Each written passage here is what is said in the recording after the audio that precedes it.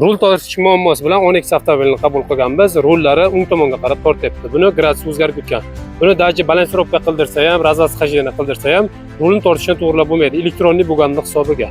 Yana bu avtomobilimizda remenni toqmay haydagan paytida zuvq chiqib, asabga tegadi. O'sha holatni ham o'chirib beramiz.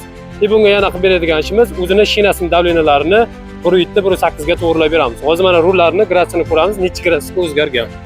Avtomobilimizda rullarga e'tibor beringlar, o'ng tomonga qarab sal og'ib turibdi. Lekin ichkarida rulni gradusini o'g'il pоворot rul 0 gradus turibdi. Mana endi rulni to'g'ri holatga olib kelsak, mashinamizda rul to'g'ri bo'ldi, lekin ichkarida +7 gradusga rullari o'zgargan. Shu holatda mashina o'ng tomonga qarab tortadi. Hozir buni через kompyuter programma qilib to'g'rilab beramiz.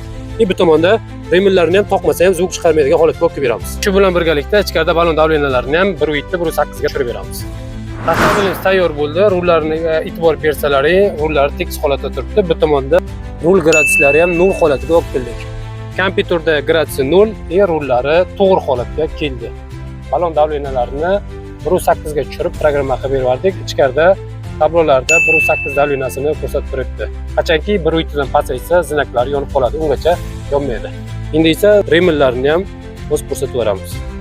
Remellarni toqmasa ham yonmaydigan holatga o'zi shogirdlarimiz to'g'rilab beryapti. Hech qanday zvukovoy signal bermaydi.